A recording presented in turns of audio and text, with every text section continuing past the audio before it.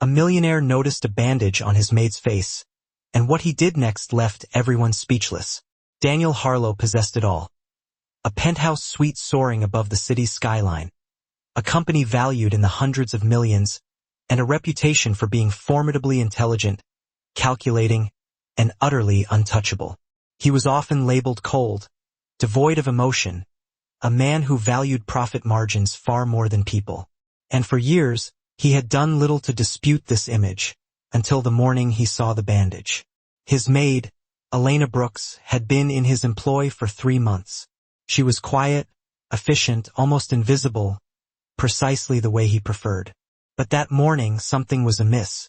A stark white bandage covered the side of her face, a delicate yet jarring contrast against her skin. Her hands trembled slightly as she poured his morning coffee, a ritual she usually performed with unwavering steadiness. When he inquired about the bandage, she offered a practiced lie. Daniel Harlow, however, had built his empire on his acute ability to read people. He saw through her facade instantly. Elena was concealing a secret, one that threatened to shatter both their carefully constructed worlds. What he did next not only shocked his staff but also fundamentally altered his understanding of power, protection, and the true meaning of saving someone.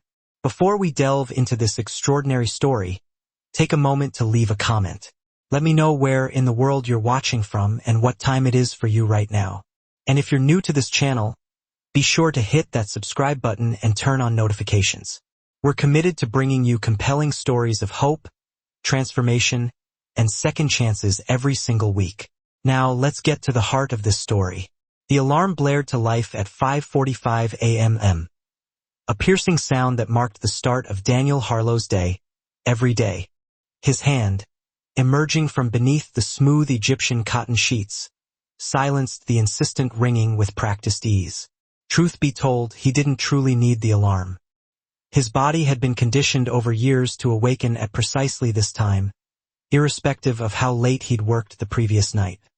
He sat up, the floor-to-ceiling windows of his penthouse revealing a cityscape still draped in the cloak of pre-dawn darkness. Streetlights blinked sporadically, casting long shadows against the hushed buildings.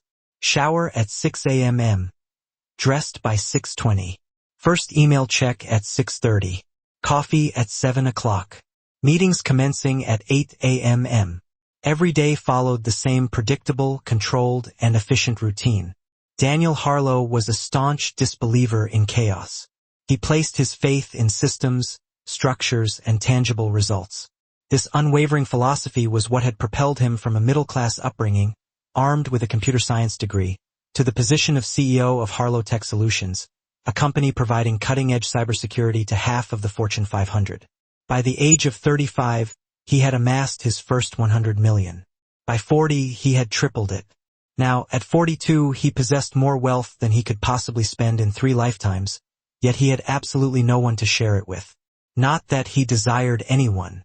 People were complicated, messy, and unpredictable. Daniel preferred his life exactly as it was. Solitary, successful, and firmly under his control.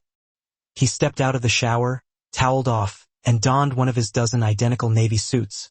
Crisp white shirt, silver tie, and black shoes polished to a mirror shine.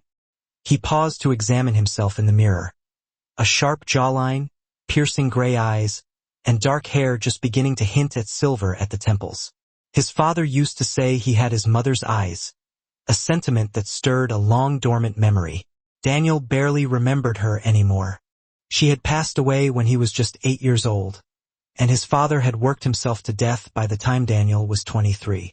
Perhaps that was why he understood loneliness so intimately. He had been living with it for the better part of his life. By 6:45 a.m., Daniel was seated at his home office, scanning through emails on his tablet, contracts to review, reports from department heads, and an acquisition proposal demanding his immediate attention. He made notes, fired off responses, and delegated tasks with ruthless efficiency. By the time 7 a.m. rolled around, he was ready for his coffee.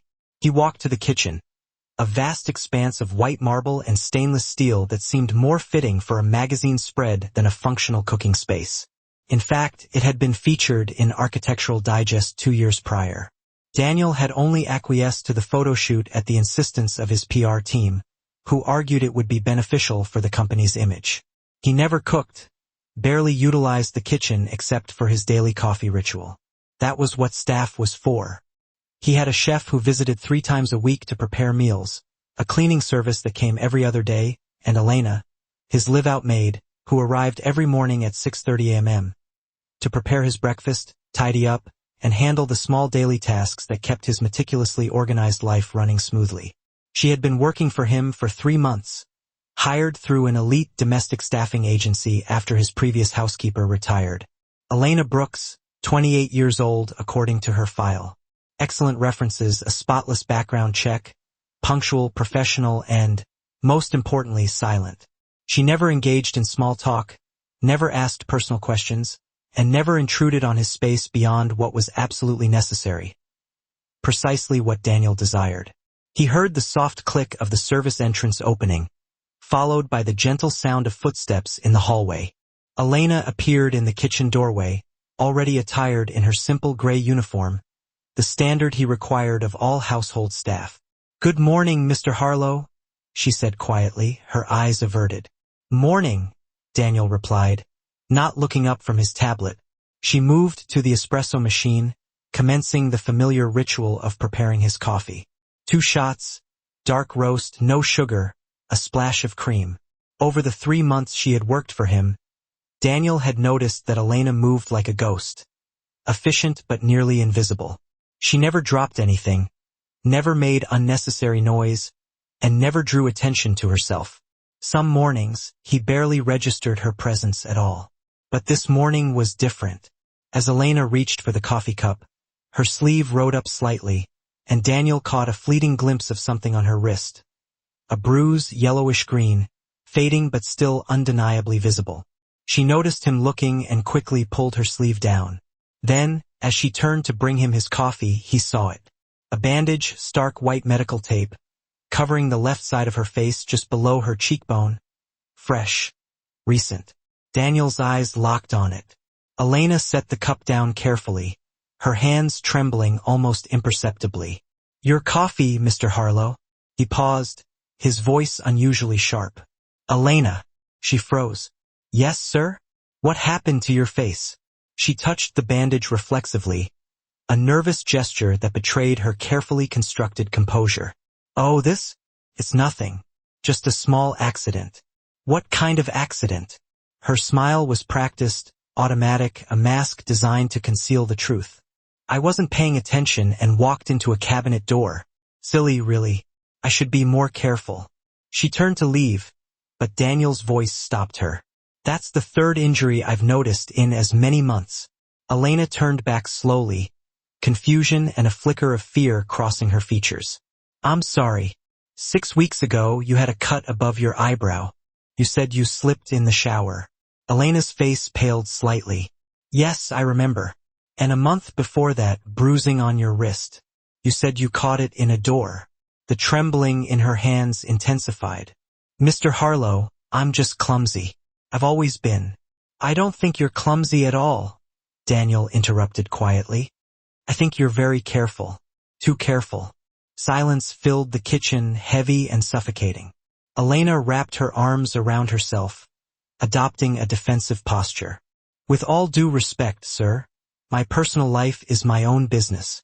Daniel studied her, truly looked at her for perhaps the first time since she had started working for him. Mid to late 20s, dark hair usually pulled back in a neat bun, brown eyes that rarely met his gaze. She was pretty, he realized, or would be if she didn't look so haunted. "You're right," he said finally. "I apologize for overstepping." Relief washed over her face, a fleeting expression quickly replaced by a guarded neutrality. "Thank you, sir. Will there be anything else?" "No, that's all." Elena nodded and retreated quickly, disappearing into the depths of the penthouse to commence her cleaning routine. Daniel sat alone with his coffee, staring at the spot where she had stood. Something about the interaction bothered him, a nagging sense of unease that he couldn't quite shake. He had built a career on reading people, on seeing through lies and misdirection, on knowing when someone was concealing something. And Elena Brooks was definitely hiding something. The question was, why did he care? He had seen staff come and go for years. Their personal lives had never been his concern, as long as they performed their duties adequately. But something about those trembling hands, about the fear lurking in her eyes when he had pressed her, about the careful way she moved, as if she were constantly trying not to be noticed, it reminded him of something, someone, his mother. The memory came unbidden, a ghost from his past that he had tried to bury long ago. He couldn't have been more than 7 or 8. His mother standing in the kitchen of their small apartment, wearing sunglasses indoors, even on a cloudy day. His father asking what had happened, her offering the same tired excuse. She had walked into a door, the same excuse Elena had just used. Daniel had been too young to understand then. But years later, after his mother's funeral, his aunt had pulled him aside and told him the truth. His father had been violent, not often, but enough. And his mother had hidden it, made excuses, protected the man who hurt her until the day she had tried to leave. That's when the car accident happened. Except it hadn't been an accident. His father had been driving drunk, consumed by rage, chasing her. She had died. He had survived with barely a scratch, and Daniel, just 8 years old, had lost the only person who had ever truly loved him. He shook his head, forcibly pushing the memory away. That was 34 years ago. A different time, a different situation. Elena's injuries were probably exactly what she said they were. Accidents. He was reading too much into it, projecting his own trauma onto a stranger. Daniel drained his coffee and stood. He had meetings to attend, a company to run.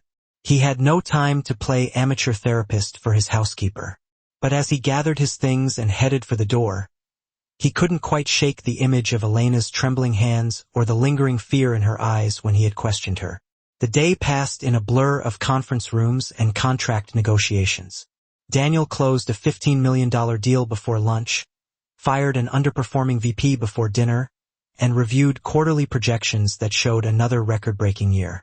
All of it felt routine, mechanical, but his mind kept drifting back to that bandage, that small piece of white fabric that had unraveled a thread of long-buried memories. By the time he returned to his penthouse at 8 p.m., earlier than usual, Elena was long gone. Her shift ended at 2 o'clock every afternoon. The penthouse was spotless as always, everything in its place. No trace of her, except for the faint scent of lemon cleaning solution. Daniel loosened his tie and poured himself a scotch. He stood by the windows, gazing out at the glittering city below. From this height, everything looked peaceful, orderly, but he knew better. Down there, in those thousands of lit windows, people were living messy, complicated lives, fighting, loving, hurting each other. And some, like his mother, were suffering in silence. He pulled out his phone and scrolled through his contacts, finding the number for Richard Chun, his head of security. Richard had been with Harlow Tech for 8 years. A former FBI agent, specialized in corporate espionage and executive protection. Loyal, discreet, and exceptionally good at uncovering information people desperately wanted to keep hidden. Daniel hesitated, his thumb hovering over the call button. This was crossing a line. Elena was his employee, not his business. But then he thought about those bruises, about the fear in her eyes, about his mother wearing sunglasses indoors to hide the truth. He pressed call. Richard answered on the second ring. Mr. Harlow, everything all right? I need you to look into someone for me. Quietly. Of course. Who? Elena Brooks. She works for me as a housekeeper. There was a brief pause, a moment of silent assessment on the other end of the line. Is there a security concern, sir? I'm not sure yet. Just pull everything you can find. Background, employment history, current living situation, anything that seems unusual. Understood. How soon do you need this? Tomorrow. I'll have it on your desk by noon. Thank you, Richard. And Richard? Yes, sir? This stays between us. Always does, Mr. Harlow. Daniel ended the call and took a long sip of scotch. He told himself he was just being thorough, protecting his household, ensuring there were no liabilities. But deep down, he knew the truth. He was worried about her. About a woman he barely knew. A woman who had served him coffee for 3 months without him ever really seeing her. And now that he had seen her, really seen her, he couldn't look away. The next morning, Daniel woke at his usual time. But instead of heading to his office after breakfast, he worked from home, waiting with a growing sense of anticipation and dread. When Elena arrived at 6:30 a.m., she seemed surprised to find him still there. "Mr. Harlow, I didn't realize you'd be home this morning. Needed to catch up on some work," he said. Not entirely a lie. She nodded and went about her routine, but Daniel watched how she moved carefully, almost protectively, guarding her left side. Watched how she flinched when he raised his voice during a phone call with a vendor. Watched how she constantly glanced toward the door, as if she were mentally planning an escape route. At 11:45 a.m., his phone buzzed. A message from Richard. "Report ready. Sending to your secure email now." Daniel opened his laptop, his heart pounding against his ribs. The file appeared, a digital dossier containing 12 pages of meticulously gathered information. He started reading, and with each line, his jaw tightened. Elena Marie Brooks, born April 14, 28 years old. Parents: David and Linda Brooks, both deceased. Car accident, June 2015. Education: Bachelor's in Fine Arts, Metropolitan University. Graduated with honors. Employment history: various part-time positions. Art gallery assistant, waitress, retail. Currently employed by Elite Domestic Services Agency. So far, nothing particularly unusual. Then he reached the next section. Current residence: 447 Brookside Apartments, Unit 3B. Rent $1,200 a month. Lease under her name only. Police reports filed from this address in the last 18 months. 14. Daniel's blood ran cold. Noise complaints: 7. Domestic disturbance calls: 12. Restraining order filed against Marcus David Webb, age 32, former boyfriend. Order granted March 15. Violations of restraining order: 9 documented instances. Charges filed: 3 counts of assault, 2 counts of stalking, 1 count of breaking and entering. Convictions: 0. Daniel scrolled faster, his heart hammering in his chest. Marcus Webb, background: trust fund recipient. Father: Robert Webb, senior partner at Webb & Associates law firm. Estimated family net worth: $60 million. Previous assault allegations: 4 from 3 different women, all charges dropped or settled out of court. The file included photos. Marcus Webb, tall, handsome in a practiced way, wearing an expensive suit, sporting a confident smile. The kind of man who had learned early on that money could make inconvenient problems disappear. And then there were Elena's photos, police photos from the restraining order filing.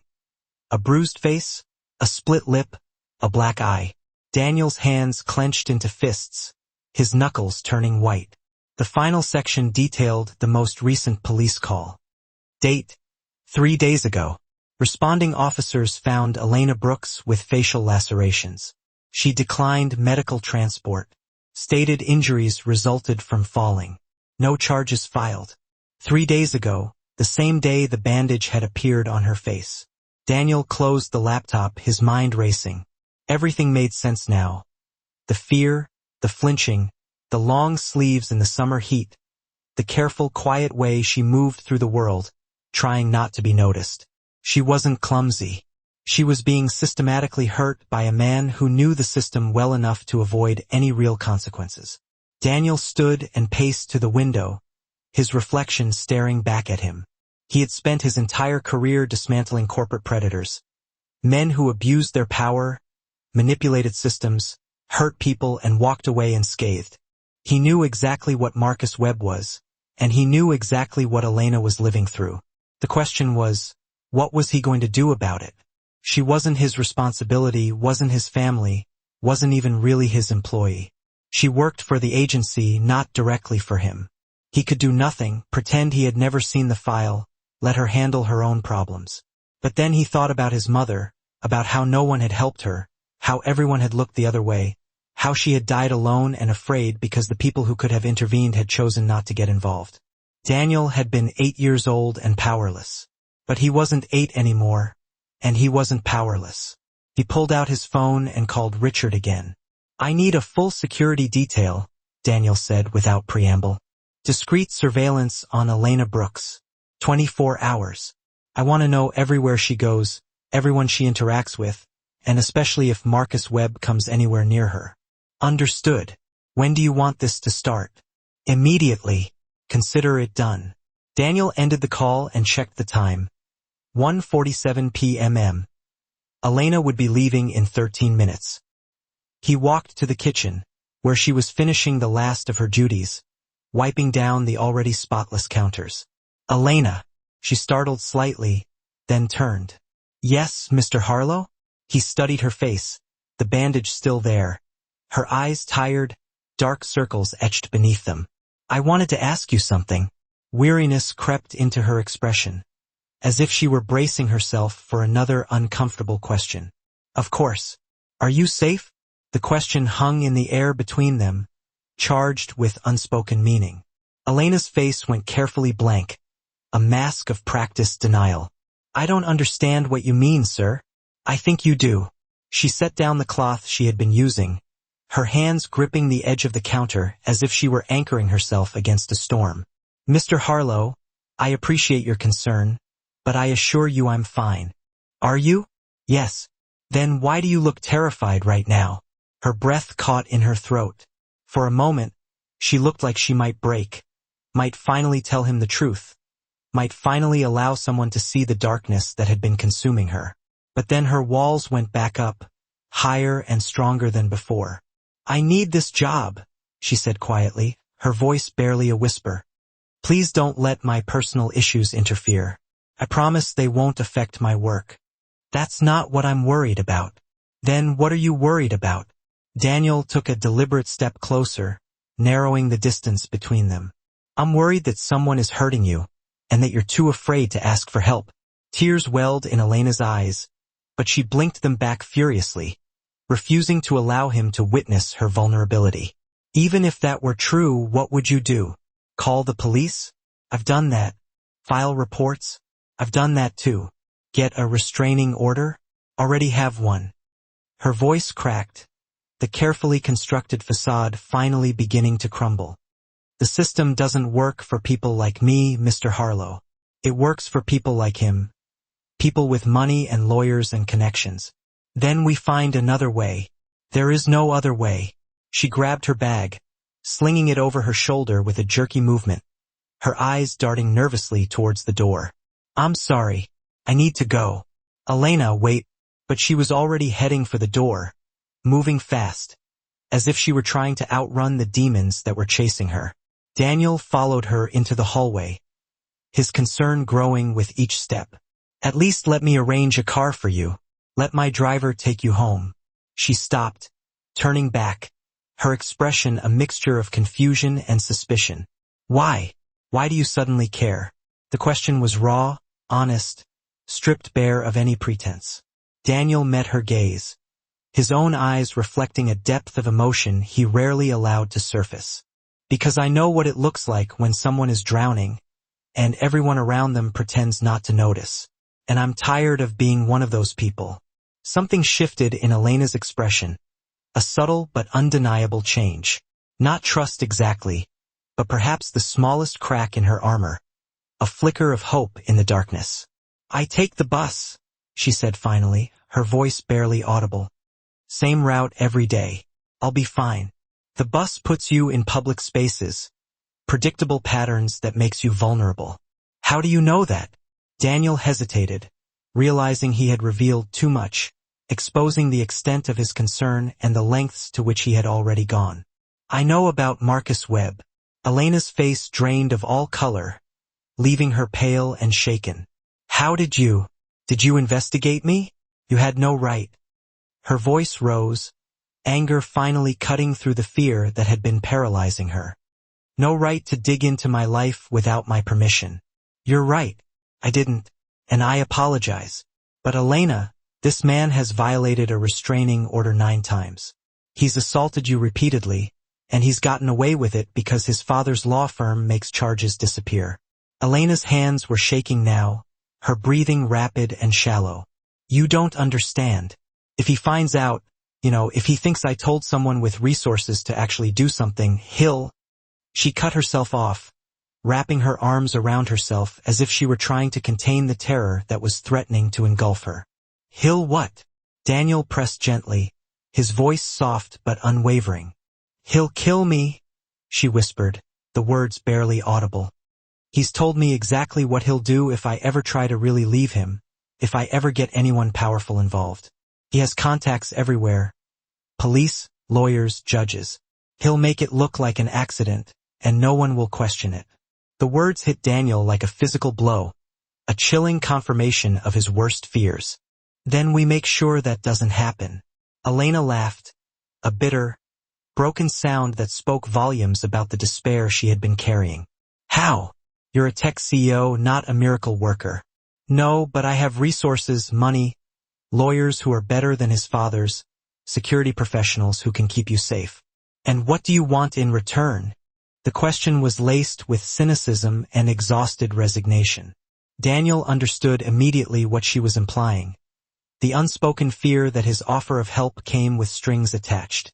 Nothing, he said firmly, his voice leaving no room for doubt. I'm not that kind of man, Elena. I'm offering help because it's the right thing to do, not because I expect anything from you. She stared at him, searching his face for any sign of deception, any hint of an ulterior motive. Why should I trust you? I barely know you. You shouldn't trust me, Daniel admitted, his honesty disarming. Not yet, but you can verify everything I'm telling you. My reputation is public record. My company employs 1,500 people, many of them women. Ask anyone who's worked for me if I've ever acted inappropriately or with ulterior motives. Elena was silent for a long moment, weighing her options, assessing the risks and the potential rewards. What are you proposing? Let me provide security, a safe place to stay, legal representation that can actually hold Marcus accountable. He'll never stop. Even if you scare him off temporarily, he'll wait. He's patient when he needs to be. Then we don't scare him off. We remove him permanently, legally. How? Daniel pulled out his phone, scrolling through the file Richard had sent. According to this, you're not the only woman he's hurt. There are 4 others with allegations. What if we found them? Convinced them to come forward together? Strength in numbers, multiple victims, multiple testimonies. That's harder to make disappear, even with expensive lawyers. Elena's eyes widened, a spark of hope igniting within them. You'd do that for someone you barely know? I told you. I'm tired of standing by and doing nothing. She looked down at her hands, at the fading bruise on her wrist, a constant reminder of the violence she had endured. When she looked back up, there were tears streaming down her face. But this time, they were not tears of fear, but tears of a fragile, nascent hope. Okay, she whispered, her voice choked with emotion. Okay. Have you ever witnessed someone being hurt and wished you could do more? Drop a comment and let us know. And if this story is resonating with you, please hit that like button.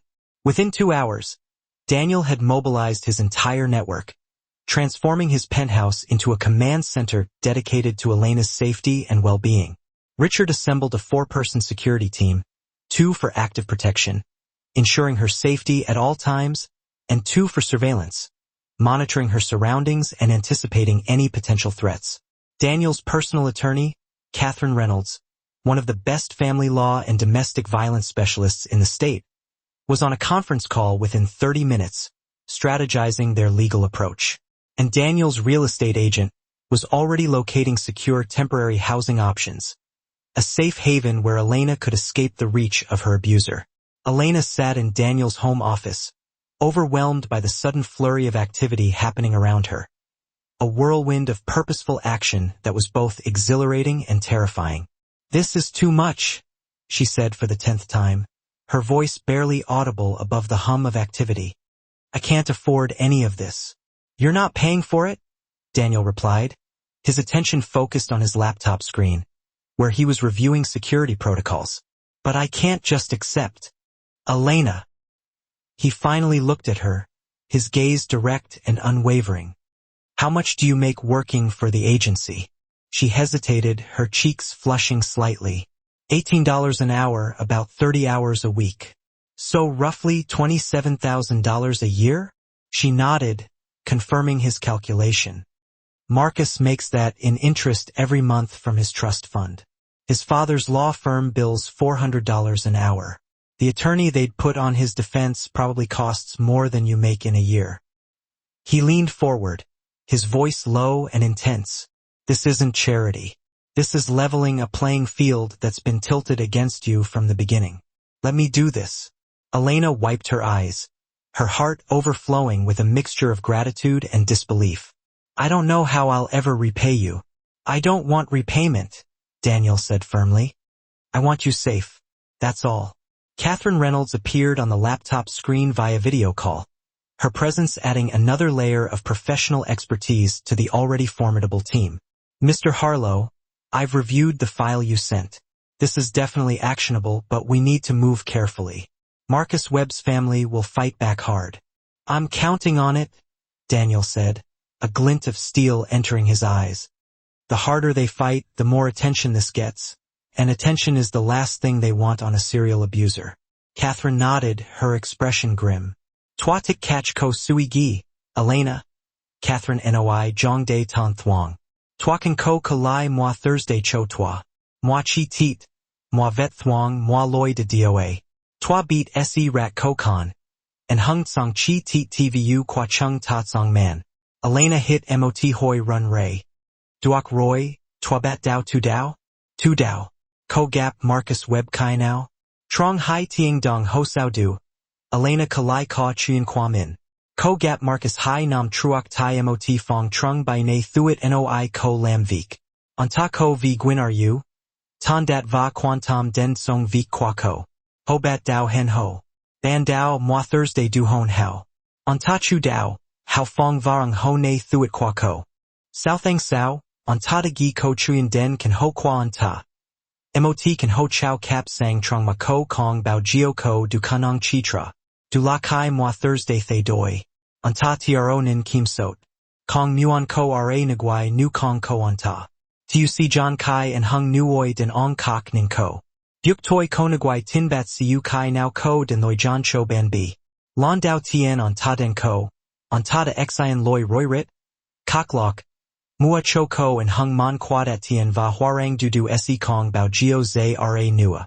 And hung no de zay ra. Het lon nai den lon kok. Va moi lon loi xian loi tro nin non gon han. Bao luk tsong tro nin nium trong han. Kai koi kung ko gang roi di. On ta de doa ko. Noi rang on ta si hui hai den tien qua ko. Dam bao rang ko kong bao gio lam vik trong gioi ne thuit nua. On ta noi rang on ta ko and hung moi quan he ko the keen ko bien mat nu ko bao consat. Kov and ko gang. Nop don bao sao. Ko duok len cam. And hung Marcus luon tim ra catch lok lut. On tara si zut hien tai noi lam vi qua ko. Buk ko fi bo vik. Zut hien tai kan ho qua ko. Noi retien ma koda chuen den sao kai roi koi on ta. Consat se den. Ghi li han 66 fam. Vakong ko gi zay ra kak lut su qua cha on tara si goi dien. Kak sao buk se bien mat va Marcus se quay lai. Tu si John Han truok. Bagay truok. On ta de zong veo kan ho qua ko. Ko de ko gang chong tra. On ta dap ko veo tuong. Mat ko dap veo gok kung on. Bang gac ma Daniel de nin thay che di and hung vet kao du. Kai Elena kazong. Ko de kok nuk no. V mat qua Catherine la su fa tron jua v dem tin chuyen engip va su john du kimnin. Elena. Toi si noi rat aro rong voi ko. And hung gi ko de mo ta kong chi la bao luk gia din. Du la theo doi, han hung, jiam ju bat hop fap va de doa hin su. Bat kymot trong and hung tsao buk nai du ko the fine goi to nium trong. And hung kak lut su qua on taluan ki nobian mat. Elena noimot catch bat luke. Kong fi lon nai. Catherine tra loi kien quiet. Kong Phi Voi and Hung Bang Chung Ma Chung Tarasi Zay Dung. Kong Phi Voi Nu Nen and Lam Chung. Va Kong Phi Voi and Hung Ongwan Luke Ma Chung Ta Dang Mang Den Kuok Chien Nai. Ko Nin Daniel. Twakan on Ton Gwyn Quiet Din Vik Nai. Say Tun Kem Day. Du Traveen, Nen Chung Trien Mon. Ko Ka Nong La Motvu Kien Din Sunagwai Kak Tsao Byokin Su. Du Tun Bao Nu Di Nua. Daniel Noi Kong Du Du. Chi Kan Dam Bao on Ta Kong Bao Geo Lam Hai Ai Nua. Catherine Mim Koi Mot Catching Geet Na. Koi Nu Zong. Den 8 Geo Toy. Mot Ka Hoch de Duok Vok Ra Bet Dao Nai Lap Tuc. Elena Se Trien Den Mot Kan Hoen Ton Trong Mot Trong and Hung Bet Dong San Qua Daniel. Motitoa Na Ko and Nin 24 Geo. Kim Sot Ra Veo Va Kong Ko Ho Sot Song Kai Vnoi O Qua Ko. Doi and Nin Se Due Tri Vik Jiam Sat Marcus. Ghi Lai Bet Ky No Luke Lean Lak Hok Tim Kim Elena Now. Catherine Se Bet Dao Lean He Voi and Hung Nuoi Fu Nu Kok Ma Marcus de Lam Tun Thuong. De Gi Dai Dien Fap Ly Va Bao Vi Nu Ho San Song Lam Chung. Va Daniel Se Dike Then Tai Tro Cho Ton Bo Hot Dong. Tuavan Kong the Tin Duok Du Nai Dang Zara. Elena Noi Kai Ko Thursday Don Mot Vi Du Dac Ma Koda Mang Den Noi Lam Vik Sang Hum Du. Doi and Ninde O Kan Ho Qua Ko. Dong Goi and Hung Thursday Kan Thiat Qua Ko Theo Kak Qui Trin Nium Gat the Dam Bao Marcus Kong Beat Ko Se D Dao. Hey Tin D. Daniel Noi. Ko Kong Don Doc Nua. Elena Nin On. Tuk Su Nin On Lon Dao Tien Katu Kai Ko Bet Dao Lam Vik Cho on Ba Thang Truok. Tai Saw on Tuk Su Lam Du Nai. Va Xian Dung Chi Noi Rang Du La Ju Dung Dan Nin Lam. Daniel Im Lang Mot Luke. Kanak Ka Tra Loi Qua Min. Mi Twada O Trong Mot Moi Quan He Nu Qua Ko. On Noi Koi Kung. Voi Cha Twa. Bai Kong Bao Geo Nin Duok Su Jup Du Kan Thiat. Va Bai De Chet Vi Du Du. Te Elena Dua Len Ming. Twarat Teek. Twada 8 Tuoi Bat Luke. Twa Kong the Bao Vi Bai. On Nin Veo Mat Elena. And Hung Twa Kong Kan 8 Tuoi Nua. Va Twa Kong Bat Luke. Vive, Kai Twathe Ai Du Dao Ko Nu Bai. Twa Ko Mot Su Luachan. Twa Ko the Lam Ngo Nu Moi Nuoi Kok. Hok Twa Ko the Su Dung Moi Ongwan Luke Ma Twa Ko de Dam Bao Ka Chien Ket Tu Kok Lon Nai. Mat Elena Non Lu. Cam on, Ko Ti Tam. Cam on de Nin Thay Twa. De Quan Tom. De Lam Du Gi Du. Cam on de Tin Tuong Twa Du de Cho Fep Twa Jup Du. Dem Du. Elena Trien Den Kan Hom Wa Qua Min. No and Hung DP Hien Dai Sachasi, and Tone. Doi Nin Cho Ko Zem Kak Jiao Tuk. Nut Bao Dong Trong Moi Fong. Kamer Bao Fu Tat Ca Kak Loi Veo. Duong Day Truck Teep Den Van Fong and Nin Varimoti Loi Hua Rang Ai Du Luon Theo Doi. Lon Dao Tien Sao Hai Nam. Elena Qua Qua Va Kong Cam Thay So Hai. Ko Di Quan Kan Ho. Cham Veo Tuong. Du Dac. Qua Son in Ramot Kan Fo Yen Tin. Sao Du. Kon Goi Tren Juong Va Kok. Kong Phi Vi So Hai He Dao Don. Ma Vine Nam. Vi Hai Vong. Vi Sun in Ra Rang Ko Lu. Chi Ko Lu Thoi. Ko Se Song Sa Qua Chianai. Trong Kai Du. O Ben Kia Tan Fo.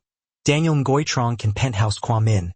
Nin Cham Veo Mot Buck on Mar Richard de Bao Gam Trong Hoso. Buck on Kan Sat Qua Elena Tu Vik Nop Len Cam. Kuan Mat Ko Bam Tim Va Sung Hup. Doi Mat Ko Trong Rong. On Dat Buck on Suong Va Tam Hua. Marcus Web Se Phi Tra Gia Cho and Hung Gi on Tata Lam. Kong Chi Voi Elena.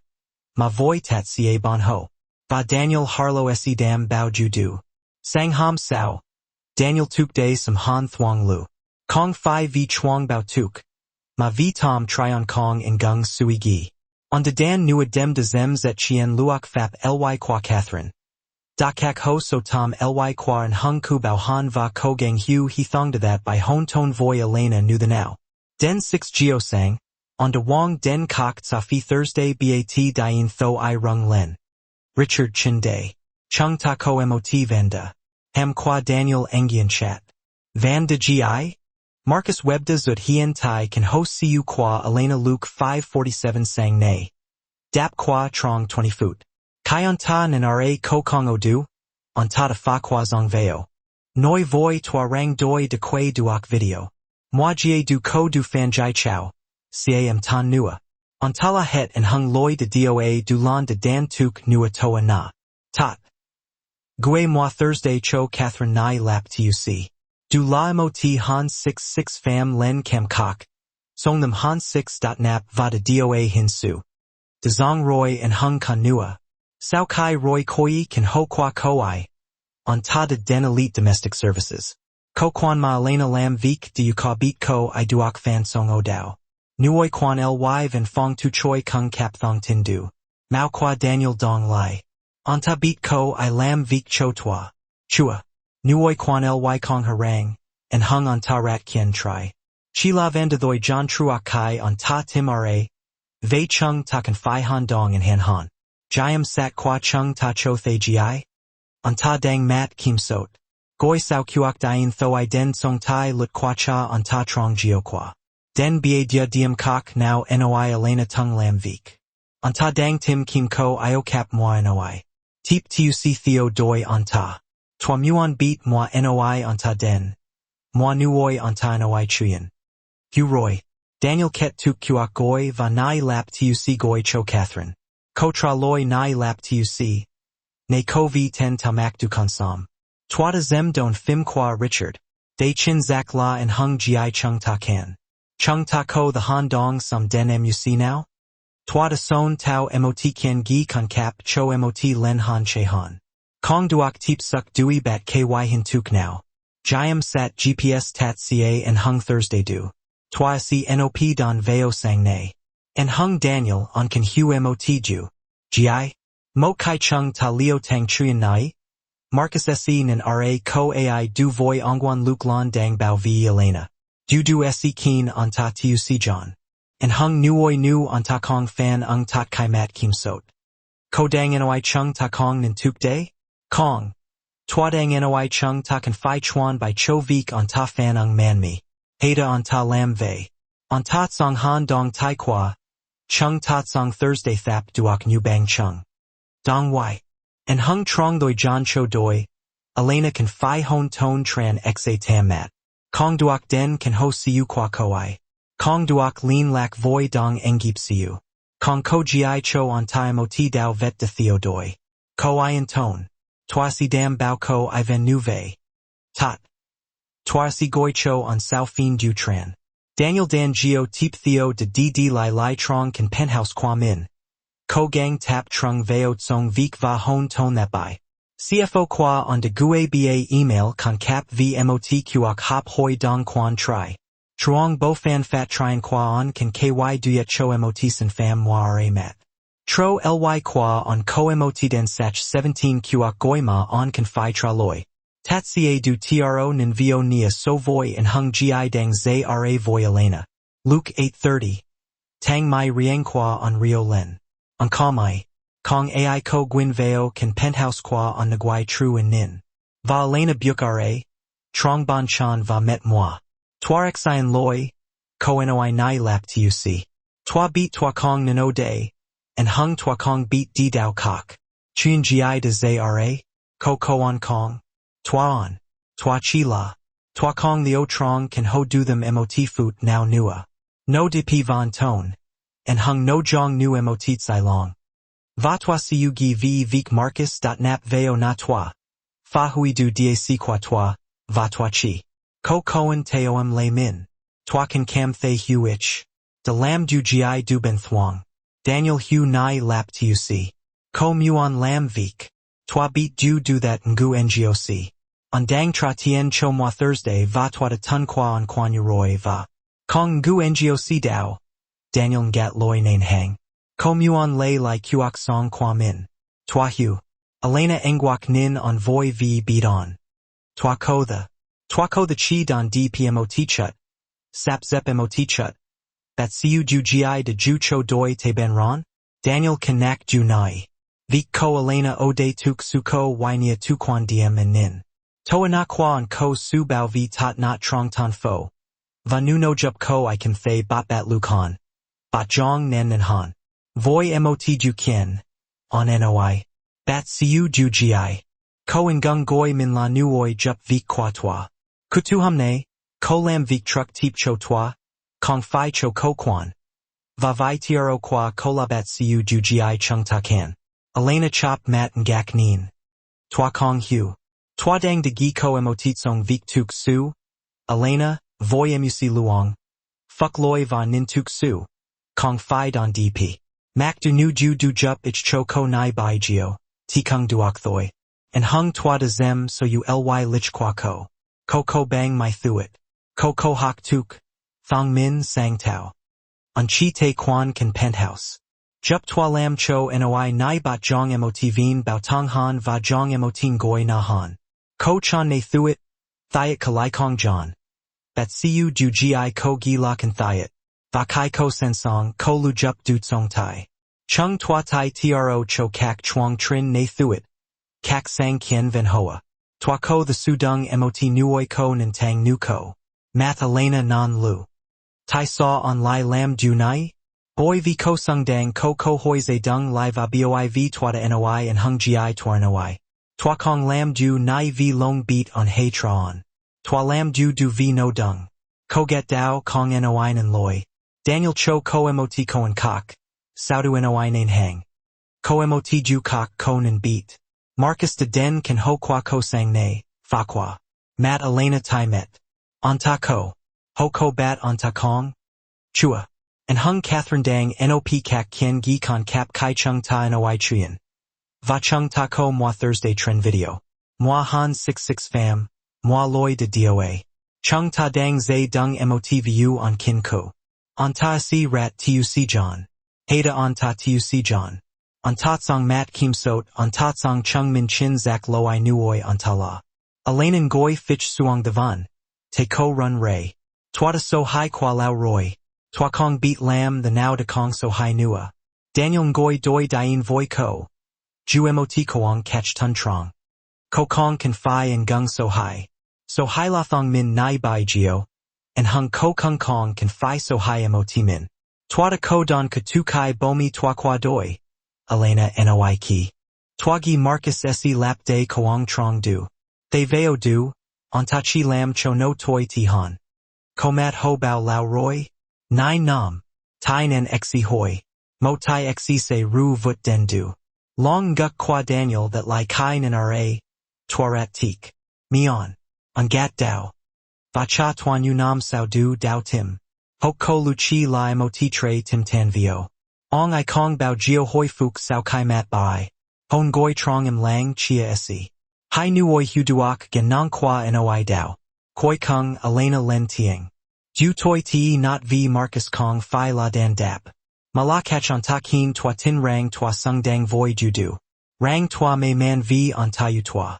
Rang kong ai kok muon mot nuoi tan vio nu twa. Ko kong tan vio. Daniel noi kien quiet. Ko dang song sot. Ko mot su kok beat. Doi kai twa kong chuk. Twa ti chuk. Elena nin on. Tuk su nin on. On kong fi la nuoi twa mong doi. Ko de mong doi ju gi? Mot nuoi lan lung xa catch. On ko tieng nu vei on beat ma. Daniel mim koi ne. Twada kim duok no. Twada dan 20 nam de zay tuong. Jumwa nuoi o koong catch and tone. Tu nu rang tan song la du. Du gi de thay doi? Twanan thay mot vet bang tren mat ai duvan and ra twada met moi v gia vio kong nin thay noi dao qua nuoi kok. Trong vi gay tip theo. Mot thoi quan wada zut hien. Elena se den kan penthouse qua Daniel moi sang. Kong 5 voi 2 catch la nuoi jup vik. Ma la mot tsai gi du kok. Mot song tok vien. Ko la la mot nuoi ban. Ko bat dao tu tu. Sap zeplai du dac. De zut on sang im han. Mang kays and veo keen kong john vio trung tro nin song dong. Daniel ngak nin v on tik and hung thay doi nai den muc now. Catch kan penthouse bet dao bat jong mot fong trung bai, va jong mot noi ma ai du tuk su song han. Ho se wong tsa fi kung now veo bui sang. Noi chun v ne thuit. Nak, sach. Elena dan mo long v kuok song qua min truok Marcus. Uoc motro tan mot na si. And hung bui trien lam ma ko hai vong se ko. Kuok song de by dan kap koi ko. Va Daniel thay min chia se and hung juma on chuatung noi voi ai. V su ko don qua tan song. V kam jiak toi loima on mang theo v mi min. V noi so hai rang on de dan quan yu thoi john de zay dung mot de chema on de quain catch zay dung mot kuok song. Trong kai du. Kuok tan song fap ly qua Catherine dang tien trien man me. Len bao v con cap de duok cap. Marcus hien by cam den gon Elena. Noi lam v qua ko hok bat ky nuoi quan now to beat trong vong 500 feet. Jiam sat GPS de duok ui gwin. Va Catherine de Zac din tan song 6 tri qua hai trong soban nuoi fu nu kok ma Marcus de lam tun thuong. Ca hai du dong y lam chung. Ca hai du ko and hung ka chuyen tuong tu. Su tan ten gwin are you? Su kim sot leo tang? Bao luke. De doa va su de doa fap ly kin ho qua so hai de theo duit song ly. Cho den bai geo. Chung ta dang zay dung mot du gi du man mio de. Catherine noi voi Daniel trong mot trong and hung kuok goi cap not hung gay qua ho. Ba nan nan. Tai lu mo rong. Motmo hin han 6 kio di 5 nam. Van fong da koi kung koi trong du nai. Kai now chung ta ko the mong doi kak sao byuk. Sam thoi. And hung tua can fi can bow on. Cha qua Marcus de Thu Vincent Castellano. Daniel nen ra tsai ten. Castellano la mot trong and hung lutsu bao chua kaith tiang not trong tu bang. Dat du? Tan nen va hu qua den dang so. Hadon ta. Daniel noi mot catch ben tin. Lutsu gioi han chi ko nia la su chu y lan han kai chung ta tang. Tua tik su tu tin qua on. And hung Castellano kong choi tsong bang. Hey mong doi on ta ten song su tin nim qua Elena. Suc ko tom then. Qua ko I. On ta si ko gang bien ko I tan ko fan dien. Vei chung ta hey dam bao rang bang chung len tiang ta han and hung loi doi tra qua on ta. Nu ka chuyen nai dang lay dong ban. Vui long den mot chut thoi jondan and nut dang ky va bat thong bao. Chung tua chia se and hung ka chuyen v hai vong vat song ly moi tuan. Kuok doi dao den sam han du kien. Daniel dang lam vik trong van fong tai na kwa min kai and nin toa na goi dien. Ong harlo chung ta ko mot tin hong. Mot Marcus web dang os and you ka gap on. Mao qua Daniel dong lai. Lam the now on ta ko duok ten toa? On ta twen bo ko thong tin on can v Elena Brooks. Chung ta ko nin dui on ta di kong? Daniel sui gi and han chong. De ko the la ko hoi ma ho can. Marcus dua ra and hung loi de doa truck teep doi voi ai du ko ongwan luke de chong tra. Elena ko o trong penthouse kong? Kong thuong. Ko I de roy d 20 foot truok voi doi and nin de d tri lu. Tot. Ko I and tone. Cho on ta len and hung heda and nin tuc truck. On chik chu thuong? Chik chan. Ba foot sao? Qua tang my mora Marcus web byuk ra. Va sui gi dao tien qua Daniel la on ta trong ben thuong nu the now. Kong fi mot con k vat. Chi la mot nuoi den ong mak mot bo du dat tien voi my talk hon how va mot nu koi lian tap. Cho den kai ben in veo mat on ta. Lan lung. Tin tone. Sen moi. Ong harlo. Marcus noi mot catch tron true brecha giverate. Kem on ong de gap toi. Daniel kong bat te. Ong ko 60 ga trua kai tua cho nuoi dui ong dv6 fam len bao v. Nu koi qua Marcus kong he lay chuyen. Tua kong o day de 6 fam bat siu ju gi. Tua o day nu mot su tun trong de kan bao ong. Kan bao tua v ju gi? V si lam ma ong dang mak fi kai din lu den Elena Brooks. Daniel na nuoi ra saubon. Koen te. Tua dang ne day. Elena ko vanda. Marcus noi mot catch then trong. Kong on din. Ko I ko mot lich su dua ra and hung loi byuk toi sai tre kai kak moi quan he ket tuk toi te. Twata ko gang jup du ko I. Cho ko I moi Thursday. Va ko I de tra on twa bang and hung loi doi tra. Mot ly thuyet Thursday 6. Nguai tru ho so ben veen. On kan sat va loi kai quan and chung ko mot ka chien kak. V mat qua Marcus hoi kung lai. And hung du ko the duok jai tik. Ko I tu hui hai ban then. Tu lam min by thuang de duok chu y. Van hung han 66 fam len cam. Han 6 dot nap trong tuan I. And hung loi de doa duok ghi lai. And hung hu lam ma lutsu qua twi si de dong lam aro. Daniel mim koi lan lung. 60 ga qua ong de het. Tua chua zong. Roy de. Marcus Buk toi mot Buk. Mat na qua on ta koi kung kung truit suong. Ong kong beat ong dang doi fo voi ai. Jia din tua ko and hung moi quan hima ong kong the tuong duok. Chung tua de keen and hung van de lan han ong bien mat. Du ko fi la mot loi de doa? Du la mot tuk ti.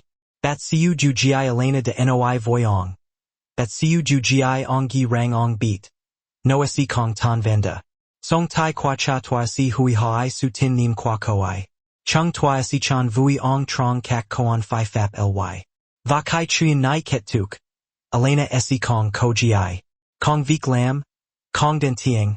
Kong ai san song jup du koi. Daniel Roy Koi Bon, Dung Tang Nuoi. Den Lut Ong Lang Ne.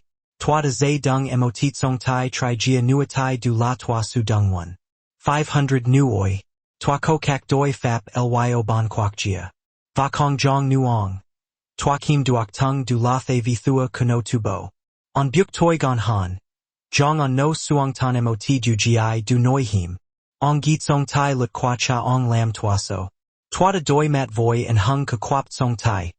And Hung Vu Thou Tom Thursday Dike Va Kak Kuok Du Tra Kwa Lin Bang. Tien Kwa Jia Din Ong Kong La Gi So Voi Ongwan Luke Ma Tua Ko the Mang Den Kuok Chien Nai. Ham Kwa Marcus Engian Chat.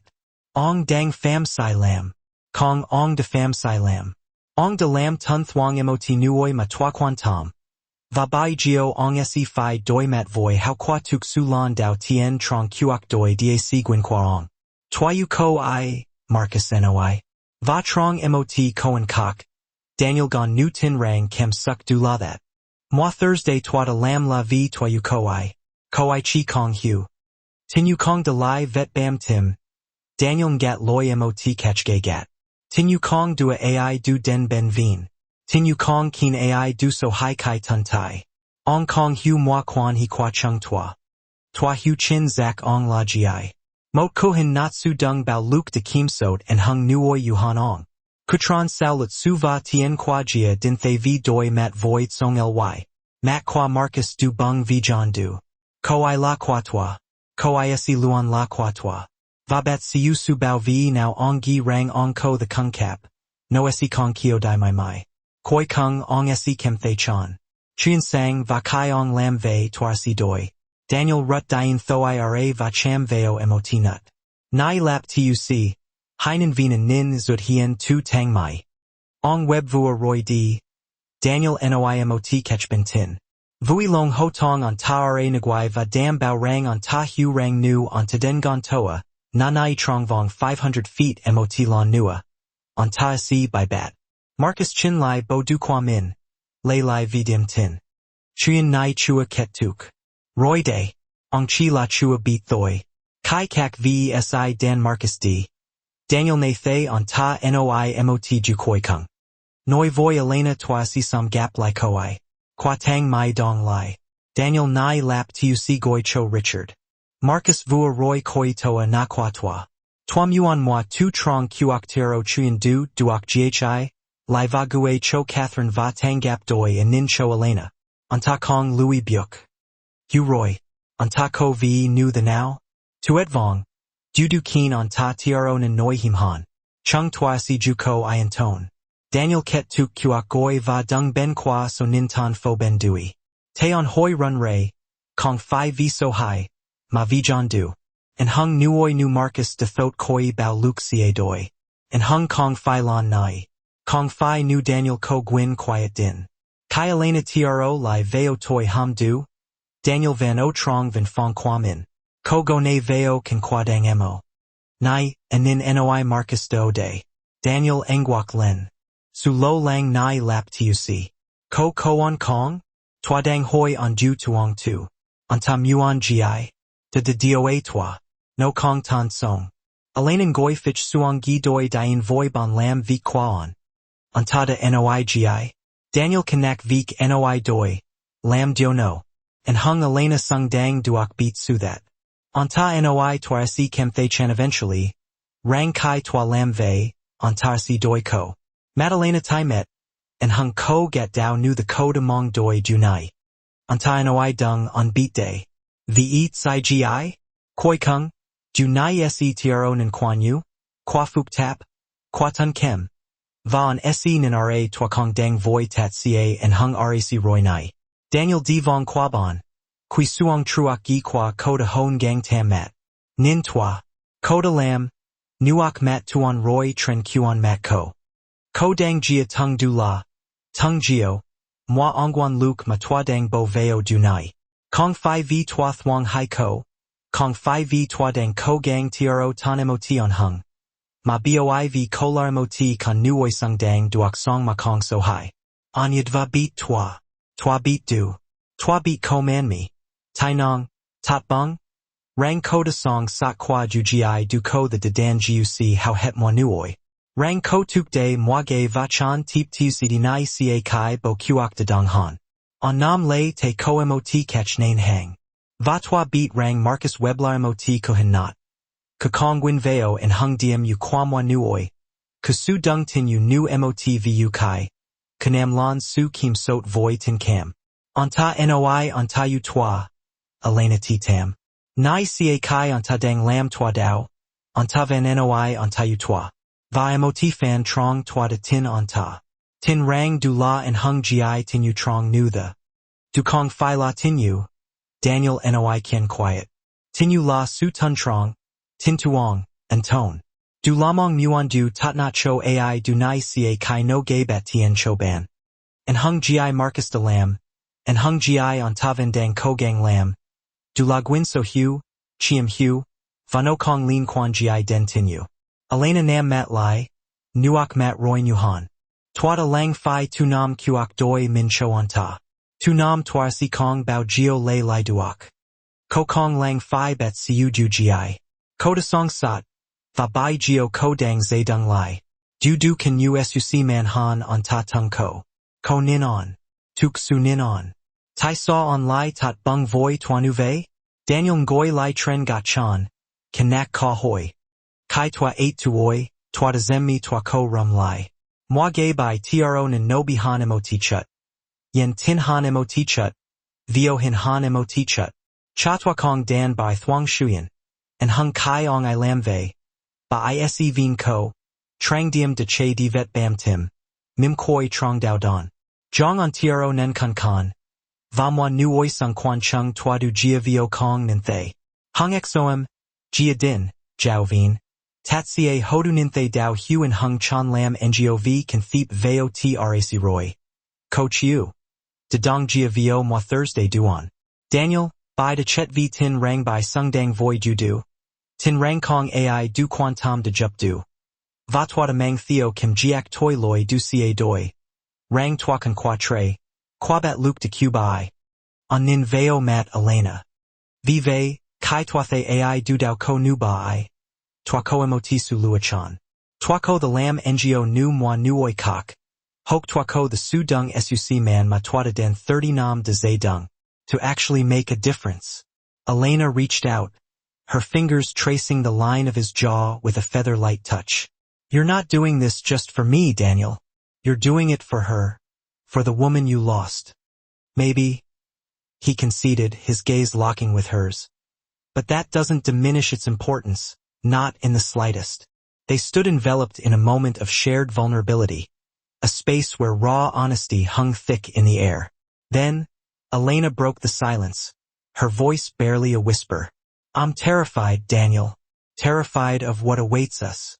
The trial, the ordeal of facing Marcus in court, his testimony, his lies, and what he'll do when he realizes he's truly losing control. It haunts me. He cupped her face in his hands, his thumbs gently caressing her cheeks.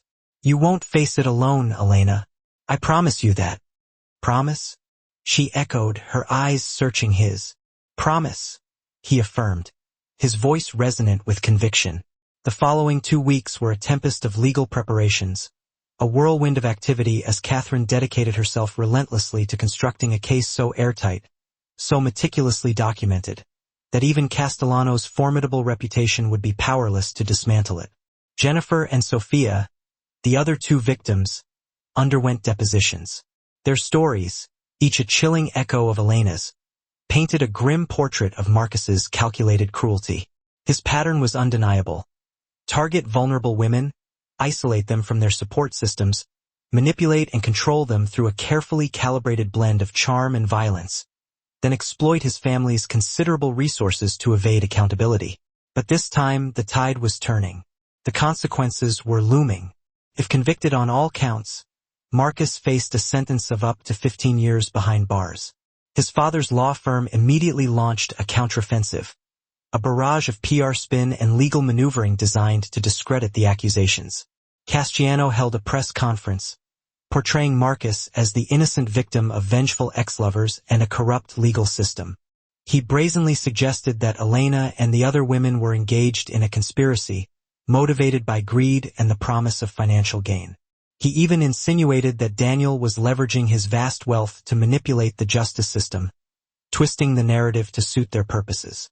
The media coverage was relentless and often brutal, a feeding frenzy of speculation and innuendo. But Catherine had anticipated this, and she was prepared. She strategically released carefully selected pieces of evidence. Stark police photos, clinical medical records, compelling witness statements, damning surveillance footage. Slowly, painstakingly, the narrative began to shift. Public opinion, which had initially been ambivalent, started to turn decisively against Marcus. Domestic violence advocacy groups rallied to Elena's cause, lending their voices and resources to amplify her story. Other women, emboldened by Elena's courage, began to come forward with their own accounts of Marcus's abusive behavior, not enough to warrant criminal charges, perhaps, but sufficient to establish a disturbing pattern of behavior that was impossible to ignore. And through it all, Elena stood strong, a beacon of resilience in the face of adversity. She attended therapy sessions 3 times a week, diligently working through her trauma.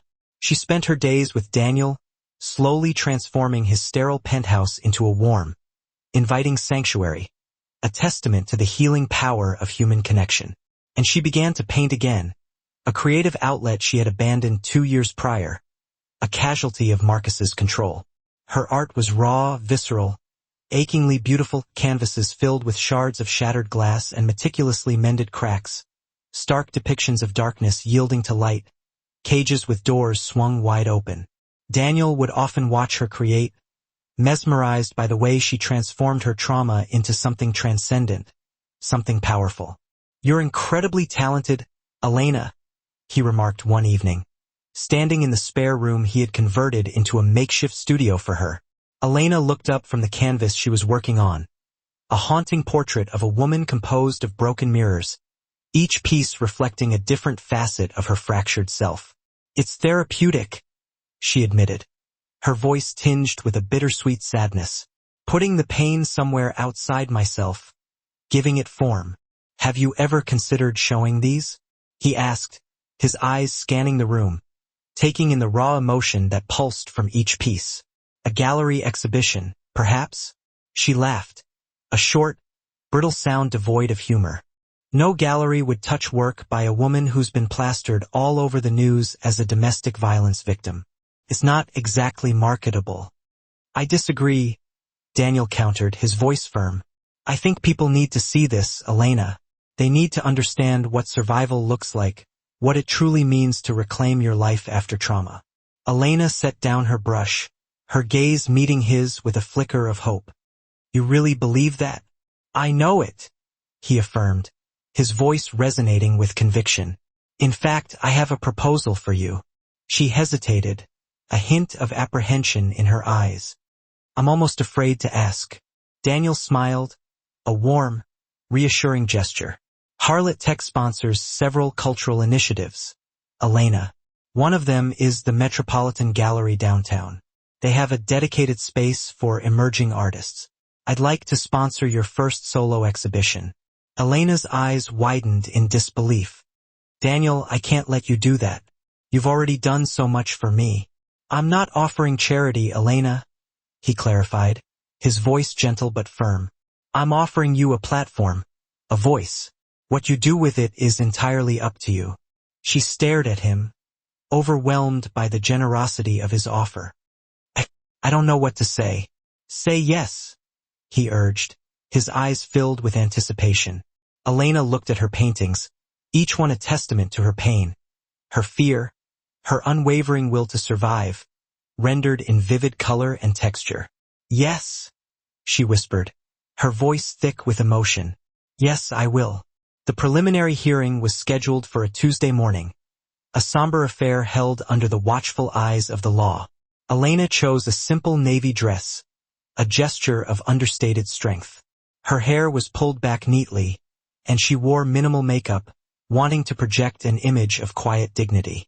Catherine had meticulously prepared her for the ordeal, coaching her extensively on courtroom demeanor, explaining what to expect, and teaching her how to handle the inevitable cross-examination.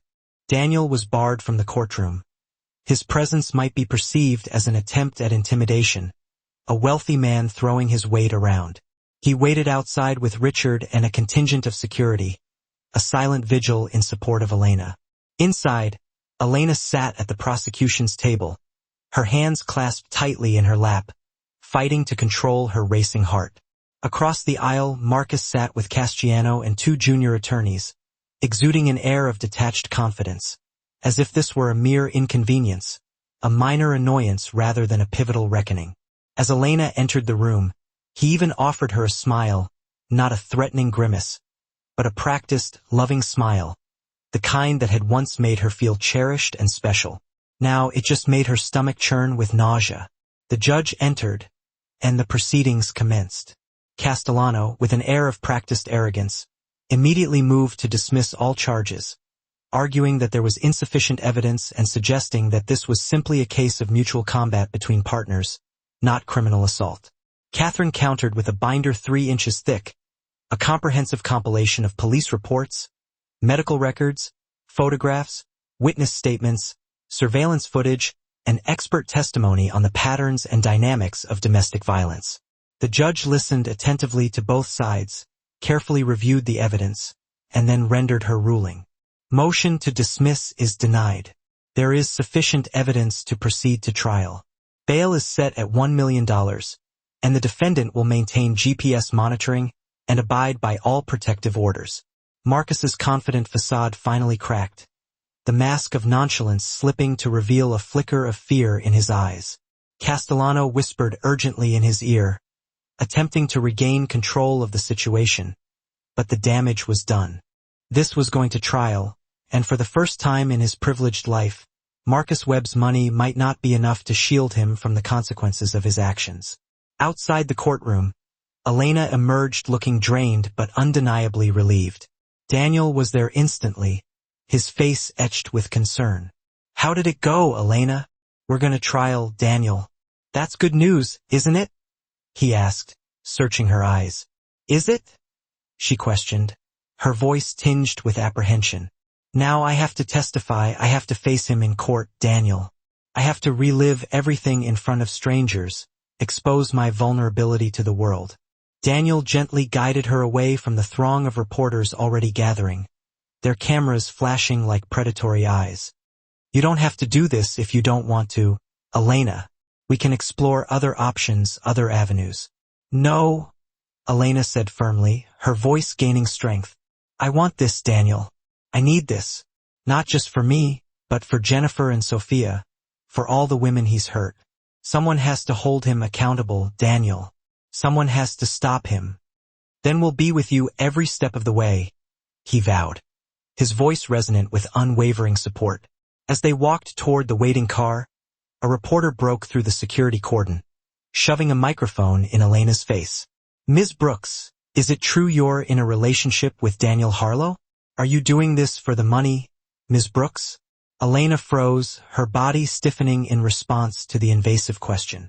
Before Daniel could intervene, she turned to face the reporter, her eyes blazing with defiance. "I'm doing this because Marcus Webb is a violent criminal who has evaded justice for far too long. And if powerful men using their resources to protect vulnerable people makes you uncomfortable," she continued, her voice rising with righteous indignation, "maybe you should ask yourself why." She turned back to Daniel, her expression softening. "Let's go home, Daniel." That evening, Elena's impromptu response went viral, spreading like wildfire across social media. Domestic violence advocacy groups shared it, celebrities amplified it, and ordinary people retweeted it, reposted it, and commented on it with fervent support. The narrative shifted even further, solidifying the public's perception of Marcus as a predatory abuser. This wasn't about money or revenge. This was about justice, about holding a powerful man accountable for his crimes, and people were listening. Do you believe survivors should have to prove themselves in court? One post read, or should the system better protect them from the beginning? Let us know in the comments. 2 months passed between the preliminary hearing and the trial, 2 months during which something unexpected and profound began to unfold. Daniel and Elena, initially thrown together by circumstance, began to genuinely care for each other, forging a connection that transcended the roles of rescuer and victim. They saw each other not as caricatures defined by their trauma, but as two individuals who shared a deep understanding of loss, loneliness, and the immense courage required to rebuild a shattered life. They had dinner together most nights, lingering over their meals and talking for hours, sharing their thoughts, their dreams, their fears, their hopes. They discussed everything and nothing, finding solace in each other's company. Daniel found himself laughing more than he had in years, rediscovering the joy in simple moments. Elena found herself trusting again, tentatively believing that she could have a life beyond fear, a future filled with love and happiness. One evening, as they stood in her makeshift studio, admiring the collection of paintings she had created, Daniel turned to her, his eyes filled with a mixture of admiration and tenderness. "Can I ask you something personal, Elena? Haven't we moved past asking permission?" Elena responded, a playful smile gracing her lips. "Do you ever think about what happens after the trial? After Marcus is convicted, after you're finally free?" Elena was quiet for a long moment, her gaze fixed on a painting depicting a bird soaring from a cage. "I used to think freedom meant being alone, that trusting anyone was too dangerous, that I was better off building walls and staying behind them, safe but isolated. And now," she turned to face him, her eyes shining with newfound hope. "Now, I think maybe freedom means choosing who you let in, choosing who you allow to see your true self, your vulnerabilities, your fears. And maybe, just maybe, I'm ready to start choosing." Daniel's heart stuttered in his chest, his breath catching in his throat. "Elena," he began, his voice thick with emotion, "I know the timing is terrible. I know I'm still healing, still broken in a lot of ways. And I know you didn't sign up for anything beyond helping me escape." "That's not." "Let me finish, Daniel," she interrupted gently, placing a hand on his arm. "You've given me so much, Daniel. Safety, hope, a future I didn't think I'd ever have. But the thing I'm most grateful for is the way you see me, not as a victim, not as a charity case, but as a person, as a woman worth knowing, worth loving." She took a deep breath, her eyes searching his. "And I'd like to keep being someone you know, Daniel. After all this is over, if you want that too." Daniel stepped closer, his hand coming up to gently cup her face, his thumb tracing the curve of her cheekbone. "I haven't wanted anything this much in 20 years, Elena." "But," Elena prompted, hearing the hesitation in his voice, "but I don't want you to feel obligated, or like this is somehow payment for my help. I need you to know that everything I've done, everything I'm still doing, it's not conditional on you feeling anything for me." Elena smiled, tears glistening in her eyes. "I know that, Daniel. That's why I feel this way." She reached up, covering his hand with hers, her touch sending a jolt of electricity through his veins. "Marcus used to say he loved me while he hurt me, while he controlled me, while he tried to break me. You've protected me while asking for nothing in return. That's how I know the difference, Daniel. The difference between someone who wants to own you and someone who wants you to be free." Daniel's thumb brushed across her cheek, wiping away a stray tear. "I want you to be free, Elena. Free to choose, free to leave, free to build whatever life you want. And if that life includes me," he smiled, his eyes crinkling at the corners, "then I'd be the luckiest man alive." She leaned up, and he leaned down, and their lips met in a kiss that was soft and tentative at first, then deepened with a surge of emotion. A kiss that was full of promise, not born from desperation or gratitude, but from genuine affection, mutual respect, and the profound understanding that sometimes the best relationships grow from the unlikeliest circumstances. When they finally pulled apart, both were smiling, their eyes shining with happiness. "This is probably going to complicate things," Elena said, her voice tinged with amusement. "Probably," Daniel agreed, his smile widening. "Worth it?" she whispered, her eyes locking with his. "Absolutely," he affirmed, his voice resonant with conviction. The trial began on a cold Monday in November, a day that seemed to mirror the chill that had settled over Elena's life for so long. The courthouse was packed with reporters, advocates, curious onlookers, and those who had been touched by Elena's story. Elena sat at the prosecution table, flanked by Catherine and an advocate from a domestic violence organization, their presence providing her with a sense of strength and solidarity. Across the aisle, Marcus sat with his team of expensive lawyers, looking every bit the wrong gentleman, his expression carefully crafted to project an image of injured innocence. The jury was selected, 8 women, 4 men, ranging in age from their 20s to their 60s, a diverse group of individuals who would ultimately determine Marcus's fate. Catherine's opening statement was powerful and precise, a masterful piece of legal advocacy that laid bare the pattern of abuse spanning 5 years and 3 victims. She described Marcus as a predator who used his wealth and connections to escape the consequences of his actions, promising to present evidence so overwhelming that the jury would have no choice but to convict him. Castellano's opening statement was equally compelling, a carefully constructed narrative designed to cast doubt on Elena's credibility and portray Marcus as the victim of vindictive ex-girlfriends. He painted Marcus as a devoted boyfriend who had tried to help unstable women, suggesting that Elena and the others were motivated by money and revenge. He even implied that Daniel's involvement proved that this was really about a wealthy man trying to steal another man's girlfriend, twisting the facts to fit his narrative. The character assassination had begun, the opening salvos in a brutal battle for public opinion. The prosecution called its first witness, Jennifer Morrison, a petite 29-year-old woman who was Marcus's first known victim. She testified about the 3 months they had dated 5 years ago, recounting how he had initially been charming and attentive, showering her with compliments and gifts. But his behavior had gradually shifted, becoming increasingly controlling, demanding, and ultimately violent. She described the night she had ended up in the emergency room with a broken rib, the result of Marcus's rage. She recounted how Marcus's father had offered her $50,000 to drop the charges, an offer she had reluctantly accepted, driven by fear and financial desperation. She confessed that she had regretted that decision every day since, haunted by the knowledge that she had allowed Marcus to escape justice. Castellano's cross-examination was brutal, a calculated attempt to discredit Jennifer and undermine her testimony.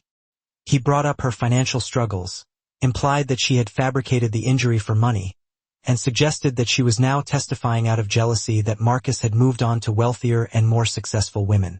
Jennifer held firm, her voice shaking but steady, her eyes fixed on the jury. "He broke my rib because I tried to leave him because I refused to be controlled. The money didn't heal that, and no amount of victim blaming will change what he did." The second witness was Sophia Chun, a 26-year-old woman whose story was eerily similar to Jennifer's. She recounted the same pattern of charm, control, violence, legal intimidation, and ultimately, a settlement designed to silence her and protect Marcus. Then came the expert witnesses, a psychologist specializing in domestic violence who explained the insidious pattern of abuse, the cyclical nature of violence, and the complex reasons why victims often return to their abusers, trapped in a web of fear and dependence. And a forensic analyst who walked the jury through the photographic evidence, meticulously documenting the bruises, cuts, and broken bones that testified to Marcus's brutality. Each witness built upon the last, creating an undeniable picture of systematic abuse. Finally, on the third day of the trial, Catherine called Elena to the stand. Elena stood, her legs trembling beneath her, as she walked slowly and deliberately to the witness stand. Every eye in the courtroom was fixed on her. The jury, the reporters, Marcus. She placed her hand on the Bible and swore to tell the truth, the whole truth, and nothing but the truth, as if she had come this far, endured so much only to lie. Catherine approached the witness stand with a gentle smile, offering Elena a moment to settle, to compose herself before facing the ordeal that lay ahead. "Ms. Brooks," she began, her voice calm and reassuring, "can you tell the jury how you met the defendant?" Elena took a deep breath, fighting to control her racing heart. 2 years ago, I was working at the Riverside Gallery, a small art gallery in the city. He came in during an exhibition opening. "What was your first impression of him, Ms. Brooks?" Catherine asked, her voice probing but compassionate. "He seemed charming," Elena replied, her voice gaining strength. "Interested in art, interested in me. He asked intelligent questions about the pieces, complimented my knowledge. It felt nice to be seen that way, to be appreciated for my intellect and my passion." "When did you start dating Ms. Brooks?" "About a week later, he asked me to dinner. I said yes." Catherine walked her through those early months of their relationship, carefully eliciting details about the gifts, the attention, the way Marcus had made her feel special, valued, and loved. She then transitioned to the shift in his behavior, the subtle changes that had gradually eroded Elena's sense of self. "When did his behavior change, Ms. Brooks?" Catherine asked, her voice laced with empathy. Elena's hands tightened around the armrests of the witness chair, her knuckles turning white. "About 6 months in, he suggested I move into his apartment. He said it would be easier, that we'd save money. I thought it meant he was serious about us, that he saw a future for our relationship." "What happened after you moved in, Ms. Brooks? What were the first signs that things were not as they seemed?" "At first, nothing," Elena replied, her voice barely above a whisper. "Then small things started. He didn't like when I went out with friends, said they were a bad influence. He'd get upset if I talked to male colleagues, accused me of flirting when I was just being professional." "Did you recognize these as warning signs, Ms. Brooks? Did you understand that these were red flags?" Catherine pressed gently. "Not at first," Elena admitted, her voice filled with regret. "He'd apologize, bring flowers, say he was just worried about losing me. I thought it meant he loved me, that he was afraid of losing me. It made him crazy," he said. I believed him. "But it did happen again, didn't it, Ms. Brooks?" "His behavior escalated." "Yes," Elena confirmed, her voice trembling. "How many times would you estimate Marcus assaulted you during your relationship, Ms. Brooks?" Catherine asked, her voice laced with compassion. Elena closed her eyes, fighting back a wave of nausea. "I stopped counting after 30. A murmur swept through the courtroom, a collective gasp of shock and disbelief. The judge gavelled for silence, restoring order to the proceedings. Catherine continued, carefully guiding Elena through incident after incident, painting a vivid and disturbing picture of Marcus's escalating violence. She recounted the time Marcus had broken her phone because she had received a text message from a male friend, the time he had locked her in the apartment for 3 days because she had talked about getting her own place, the time he had choked her until she nearly passed out because dinner wasn't ready when he got home when he had arrived home from work. Each story was more horrifying than the last. Each incident a testament to Marcus's cruelty and Elena's enduring strength. And through it all, Elena's voice remained steady, her composure remarkable in the face of such intense scrutiny. She had survived this, she reminded herself. She could survive telling it. "Why didn't you leave sooner, Ms. Brooks?" Catherine asked, posing the question that victims always faced, the question that often implied blame. Catherine was getting ahead of the defense, addressing the issue directly. "I tried multiple times," Elena replied, her voice resolute, "but Marcus would threaten me." Here's the expanded and rewritten translation in the style of Rewrite and Deeply Expand, incorporating significant detail, description, and context. "Not at all, because this wasn't a fair fight," Catherine retorted, her voice laced with disdain. "This wasn't mutual combat, Mr. Webb. This was you systematically, deliberately, abusing someone smaller and weaker than yourself. Don't insult our intelligence by suggesting otherwise." Marcus shifted uncomfortably in his seat, avoiding the jury's gaze. "That's not true." Catherine calmly picked up another document from the stack on the table, the rustling sound amplified in the tense courtroom. "Oh, really? You testified under oath that you never intentionally struck Ms. Brooks.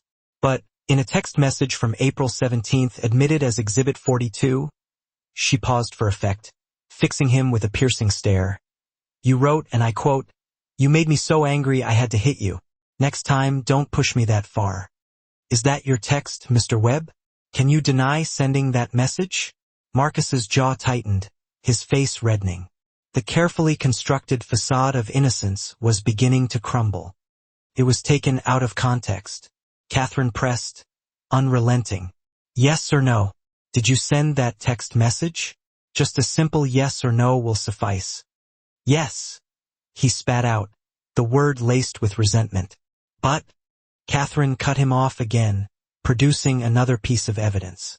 And in a voicemail from June 3rd, you told Miss Brooks, "If you ever try to leave me again, I'll make sure you regret it." Did you leave that message, Mr. Webb? Were those your words? I was upset, Marcus mumbled, his voice barely audible. Did you leave it? Catherine repeated, her voice rising slightly, brooking no further evasions. Yes, he conceded, defeated. Catherine approached the witness stand, her heels clicking sharply on the polished floor. Her voice hardened, each word a carefully aimed weapon. Mr. Webb, you violated the restraining order 9 times. You broke into Ms. Brooks's apartment just 3 days before this trial began, terrifying her in her own home. You've threatened her repeatedly, leaving her living in constant fear. Do you deny any of that, sir? I was trying to reconcile, he insisted weakly, desperation creeping into his tone. I love her. You broke into her home at 2 a.m. and assaulted her. That's not reconciliation, Mr. Webb. That's stalking and assault, pure and simple. It's a campaign of terror, not a romantic gesture. I love her. The outburst echoed through the courtroom, a raw, uncontrolled cry. Marcus immediately realized his mistake, the calculated composure he'd so carefully cultivated shattering into a million pieces. It was too late. Catherine had cracked him. Love doesn't terrorize, Mr. Webb, Catherine stated, her voice ringing with conviction. Love doesn't injure. Love doesn't threaten to kill. I never said that. He protested, but the force was gone from his voice. Didn't you? According to Ms. Brooks's testimony the jury has heard and considered, you explicitly told her you'd kill her and make it look like an accident if she ever got anyone powerful involved. Do you deny saying that, Mr. Webb? Marcus's face flushed crimson with barely suppressed rage. He could feel the eyes of the jury boring into him. She's a liar. She's lying about everything because some rich man is paying her to. Answer the question, Mr. Webb. Did you threaten to kill her? Catherine pressed, giving him no room to maneuver. No. But his body language betrayed him. His fists clenched so tightly his knuckles turned white. His hands trembled visibly. A vein pulsed ominously in his forehead. It was a spectacle for the jury to behold. Catherine stepped back, allowing the jury to fully absorb the image. Let them see it, she thought. See the anger he can barely control in a courtroom full of people. Imagine what he was capable of behind closed doors, in the privacy of her apartment, with no one to witness his violence. No further questions, Your Honor. Closing arguments were passionate and skillfully delivered on both sides. Castano, with his polished demeanor and silver tongue, painted Marcus as a victim of a vindictive woman and a wealthy man's relentless crusade. He argued that Elena was motivated by greed and Daniel by a desire for revenge. Catherine, in stark contrast, painted him as a predator, a calculating abuser who'd finally met someone he couldn't intimidate into silence. She spoke of the cycle of violence, the insidious nature of control, and the courage it took to break free. The jury deliberated for 6 long, agonizing hours. When they finally returned, Elena sat at the prosecution table, her heart pounding in her chest.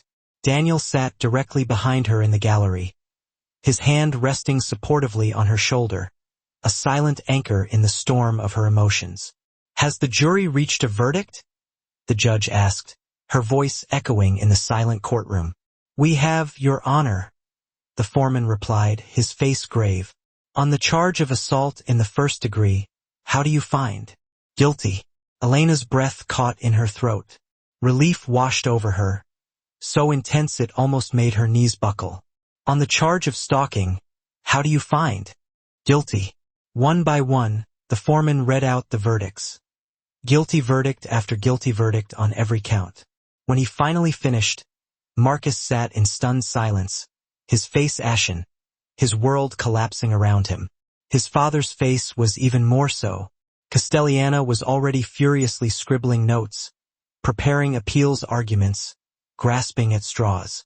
But Elena felt something she hadn't felt in 2 long years. A profound sense of relief, a powerful sense of vindication, and most importantly, a burgeoning sense of freedom. If this story has moved you, the narrator intoned, please subscribe and share it. Survivors everywhere need to know that justice is possible, that they're not alone, that their voices matter. Sentencing came 3 weeks later. The judge, a woman in her 60s with sharp eyes that seemed to see right through pretense and a well-deserved reputation for having no tolerance for abusers, didn't mince words. Mr. Webb, she said, her voice cold and unwavering, you've shown absolutely no remorse for your actions. You've used your privilege and resources to avoid consequences for years, manipulating the system and intimidating your victims. You've hurt multiple women, destroyed their sense of safety, and systematically eroded their self-worth. She looked directly at him, her gaze unwavering. This court will not allow that to continue. On all counts combined, I sentence you to 12 years in state prison, followed by 5 years of supervised probation. You are permanently prohibited from contacting any of your victims for life. If you violate this order upon your release, you will serve the maximum penalty. The gavel fell with a resounding thud, sealing Marcus's fate. He was led away in handcuffs, finally stripped of the power he'd wielded for so long, the power that had allowed him to inflict so much pain. As Elena walked out of the courthouse, a throng of reporters swarmed around her, their cameras flashing, their microphones thrust forward. But this time, she didn't hide her face. She didn't shrink away from the attention. She stood tall at the microphone, with Catherine standing firmly beside her, a shield and a friend. To every survivor watching this, she said, her voice clear and strong, you are not alone. Your story matters. Your pain is real, and there are people who will fight for you if you find the courage to ask for help. Her voice strengthened with each word. I was lucky. I found someone who cared enough to help, someone who believed me when no one else would. But not everyone has that. So we need to change the system.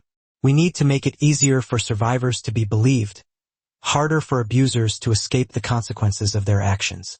We need to create a world where no one has to be as afraid as I was. She looked directly into the camera, her eyes filled with fierce determination. If you're in danger, reach out. Tell someone. Keep telling people until someone listens, because you deserve to be safe. You deserve to be free, and you deserve a life without fear. The press conference went viral, spreading like wildfire across social media. Within days, Elena became a symbol for domestic violence survivors everywhere, a beacon of hope in the darkness. Her story sparked national conversations, fueled policy discussions, and ignited demands for legal reform. 3 months after the trial, Elena stood in the Metropolitan Gallery, surrounded by her paintings.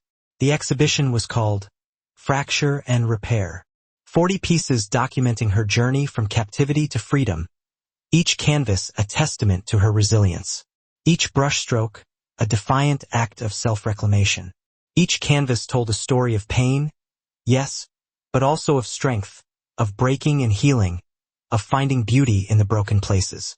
The gallery was packed, a sea of faces reflecting a mixture of emotions.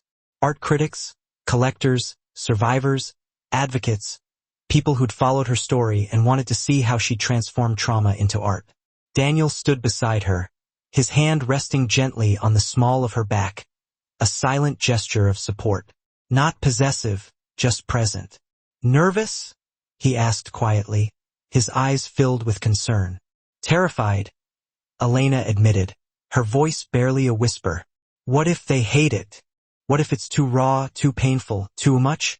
It's perfect, Daniel interrupted gently, his gaze unwavering. Because it's honest and people need honesty. They need to see the truth, even when it's difficult. A woman approached, middle-aged, well-dressed, tears streaming down her face. I just wanted to thank you, she said to Elena, her voice choked with emotion. My daughter. She was in a relationship like yours. She didn't make it out. Elena's heart clenched, a wave of grief washing over her. I'm so sorry, she whispered, her own eyes filling with tears. Seeing your work, seeing your strength, it helps. It reminds me that she fought, that she wasn't weak for staying. And that maybe, just maybe, if she'd had the support you found, she'd still be here. The woman reached out and took Elena's hands, her grip surprisingly strong. Thank you for surviving, for speaking up, for making sure other mothers don't lose their daughters the way I lost mine. After the woman walked away, Elena had to excuse herself, overwhelmed by the weight of her words. She stepped into a quiet corner, tears streaming down her face. Daniel followed her, pulling her into his arms. I can't save everyone, she whispered against his chest, her voice filled with anguish. I can't bring back the ones who didn't make it. No, Daniel said softly, stroking her hair. But you can honor them by living, by creating, by showing the world what survival looks like. You can be a light for others who are still trapped in the darkness. Elena pulled back, looking up at him, her eyes filled with gratitude. How did I get so lucky to find you in the middle of all that darkness? Daniel smiled, brushing a tear from her cheek. I think we found each other. I was just as lost as you were, just in a different way. And now I know what it means to truly live instead of just exist. By the end of the night, 12 of Elena's paintings had sold. Several to private collectors who wanted to support her work, moved by her story and the power of her art. 3 to organizations that worked with domestic violence survivors, who planned to use the paintings as part of their outreach and advocacy efforts. And 1, the largest piece, a woman made of shattered glass being pieced back together by gentle hands, to Daniel himself. You're supposed to be an impartial sponsor, Elena teased, a hint of a smile playing on her lips as the gallery director marked it as sold. I'm allowed to appreciate art, Daniel replied, his eyes twinkling. Besides, I want to wake up every morning and see a reminder of the strongest person I've ever met. Elena laughed, the sound genuine and free, a sound that had been absent from her life for far too long. You're impossible, she said, shaking her head. And you love me anyway. The words hung in the air, charged with unspoken emotion. Neither of them had said it explicitly before. They danced around it, implied it, shown it in 1,000 small ways. But this was the first time either had spoken it out loud. Elena's breath caught in her throat. Yeah, she said softly, her voice filled with tenderness. I do. Daniel's smile was brilliant, lighting up his entire face. Good, he said, his voice thick with emotion. Because I love you too. He pulled a small velvet box from his jacket pocket. Elena's eyes widened in surprise. Daniel, before you panic, he said quickly, a hint of laughter in his voice. This isn't what you think. Well, not exactly. He opened the box to reveal a delicate silver bracelet with a single charm, a small bird in flight. I wanted to give you something to mark this moment, he explained, his voice soft and sincere. Not who we are to each other, but who you are to yourself. Free, healed, choosing your own path. He took the bracelet out and fastened it around her wrist, his fingers brushing lightly against her skin. When you're ready, whether that's 6 months or 6 years from now, I'll ask you the bigger question. But for now, I just want you to know that I see you, all of you, the broken parts and the healed parts, and I love every single piece. Elena stared at the bracelet, tears streaming down her face, tears of joy, of relief, of gratitude. It's perfect, she whispered, her voice choked with emotion. You're perfect. I'm really not, Daniel said with a self-deprecating laugh. I'm a workaholic, emotionally stunted, and I have the decorating sense of a hospital administrator. Had. Elena corrected, playfully nudging him. Past tense. You've gotten much better, because you taught me what a home should feel like. They stood together in the middle of the gallery, surrounded by art and people and possibility, and for the first time in longer than either could remember, the future felt bright. 6 months later, Elena received a letter. It was forwarded through Catherine's office, with no return address and strict security protocols in place. She opened it cautiously, her heart pounding in her chest. Dear Miss Brooks, the letter began. My name is Rebecca Torres. I saw your story on the news. I watched your testimony. I read about your art exhibition, and I realized I'm living the life you escaped. My boyfriend is like Marcus, charming 1 minute, violent the next. He controls where I go, who I see, what I wear. I've tried to leave 3 times. Each time he finds me, convinces me to come back. Promises it'll be different. It never is. I don't have money for lawyers, don't have connections to powerful people, don't have anywhere safe to go. But your story gave me hope. That maybe, somehow, there's a way out. I don't know what I'm asking for. Maybe just for someone to believe me, to tell me I'm not crazy for being afraid. Thank you for surviving, for speaking up, for showing people like me that we don't have to live like this. Maybe someday, I'll be brave enough to leave too. The letter was signed, Rebecca. Elena read the letter 3 times, her heart breaking with each word. She recognized the fear, the isolation, the desperate hope clinging to a single thread. Then she called Catherine. I need you to find someone for me, she said, her voice urgent. Who? Catherine asked, her tone immediately professional. Rebecca Torres. She's in an abusive relationship. She needs help. Elena, we can't take on every case, Catherine said, her voice filled with concern. Then I'll pay for it myself, Elena said firmly. From the exhibition sales. I have money now. Use it, please. Catherine was quiet for a moment, considering. You know you can't save everyone, right? No, Elena said, her voice resolute. But I can save someone, and that matters. It matters more than anything. All right, Catherine agreed, her voice softening. Send me everything you have. I'll find her. 2 weeks later, Rebecca Torres was in a safe house, receiving counseling and legal assistance. Her abuser was under investigation, and Elena had added another painting to her collection. A woman reaching down to pull another woman up from darkness. She titled it, Paying It Forward. 1 year after Marcus's conviction, Daniel took Elena back to the rooftop restaurant where he'd first started to truly see her. Not the one where they'd had their awkward blind date. That was a different story. A funny anecdote they often recounted with amusement. This was the place where, months into knowing each other, he'd asked her to dinner, not as an employer or protector, but as someone who wanted to know her heart. They sat at the same table, the city lights glittering below, a breathtaking panorama of urban beauty. Do you remember the first time we came here? Daniel asked, his eyes filled with warmth. Of course, Elena said, smiling. You were so nervous you knocked over a wine glass, spilling red wine all over the white tablecloth.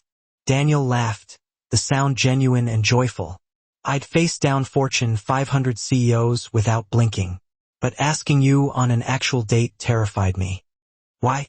Elena asked, her voice soft, tracing the rim of her wine glass. Because for the first time in 20 years I cared about the answer. I cared about what you thought. Cared about you. Elena smiled, reaching across the table to take his hand. Best yes I ever said. Daniel stood, still holding her hand, his eyes locked on hers. Then I'm hoping you'll say it again. He knelt beside the table, pulling out a ring box from his pocket, the velvet catching the soft light. Elena's free hand flew to her mouth, her eyes widening in astonishment. Elena Brooks, Daniel said, his voice thick with emotion. You walked into my life when I'd forgotten how to live. You showed me that strength isn't about power or money. It's about getting up every time life knocks you down. You taught me that vulnerability isn't weakness, and that love is the bravest thing we can choose. He opened the box, revealing a simple, elegant diamond ring, sparkling in the candlelight. I don't want to own you or control you or change you. I just want to stand beside you, support your dreams, and spend the rest of my life proving that love can be safe and kind and real. Tears streamed down Elena's face, blurring her vision, but she could still see the sincerity in his eyes, the depth of his love. Will you marry me? She didn't hesitate for a single second. Yes, she said, her voice filled with joy. Yes, absolutely, yes. Daniel slipped the ring onto her finger, and Elena pulled him up into a kiss that felt like coming home. A kiss that sealed their promise, their commitment, their love. When they finally pulled apart, the entire restaurant was applauding, their cheers echoing through the night. Elena laughed through her tears, wiping them away with the back of her hand. How long have you been planning this? Since the day you told me you were ready to choose who you let in, Daniel said, his eyes twinkling with mischief. And I've been waiting all this time. You were worth waiting for. Do you believe in love that heals, in second chances, and new beginnings? The narrator asked. Drop a comment and share your thoughts. And if this story touched your heart, please subscribe.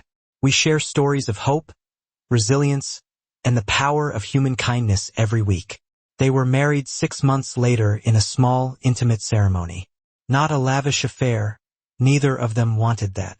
Just close friends, family, and the people who'd walked beside them through the darkness, the people who'd believed in them when they'd almost lost faith in themselves. Catherine was there, beaming with professional pride and genuine affection, watching her friend find happiness after so much pain. Richard and his security team were there, too, having become unlikely friends, their loyalty and dedication a constant source of comfort.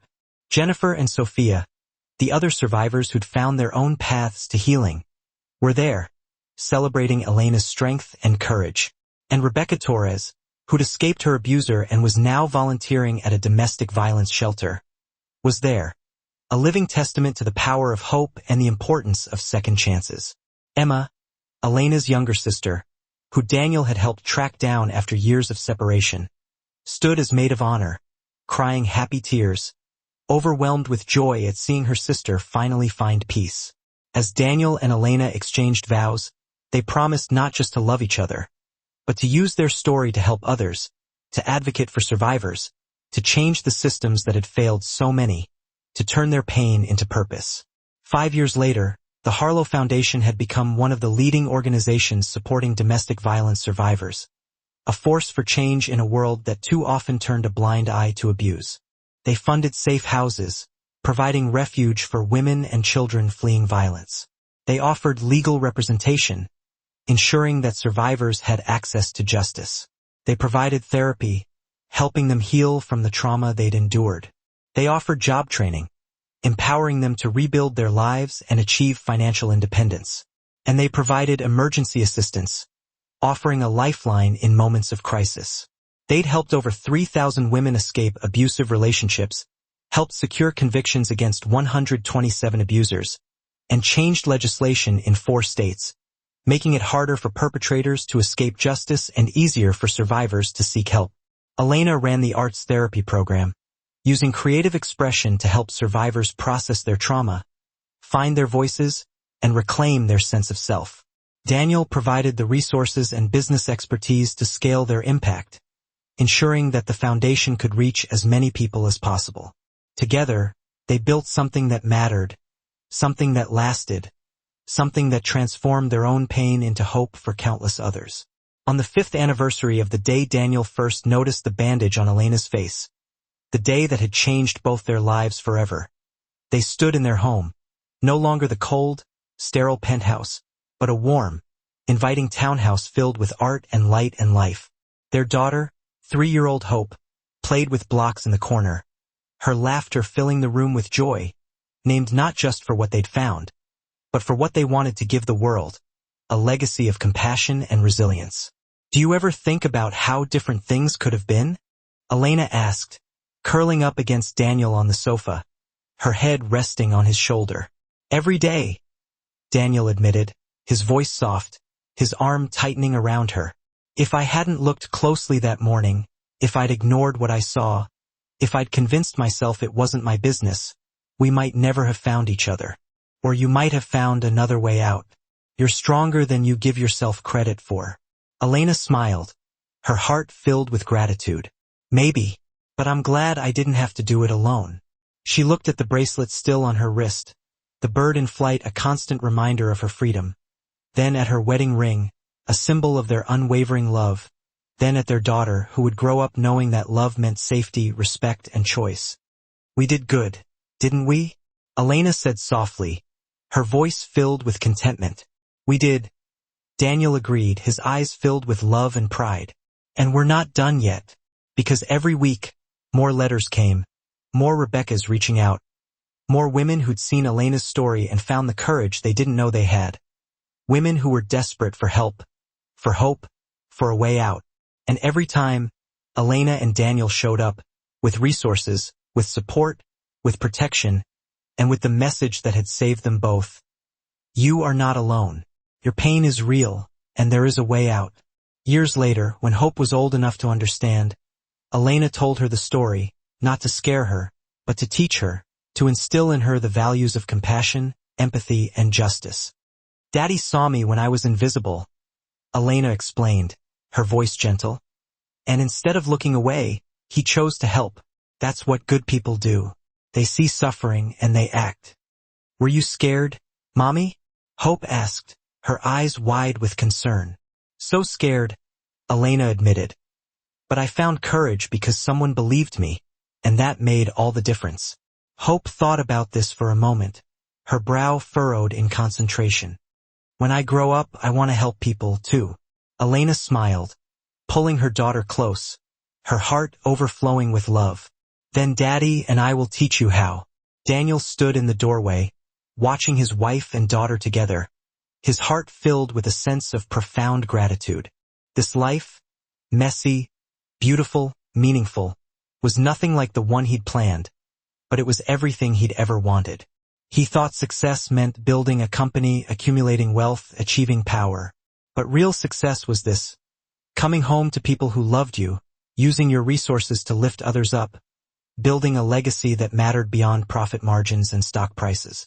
He thought about his mother, who never got her second chance, about the 8-year-old Daniel, powerless to save her, and about the man he'd become, still imperfect, still learning, but finally using his power for something that truly mattered.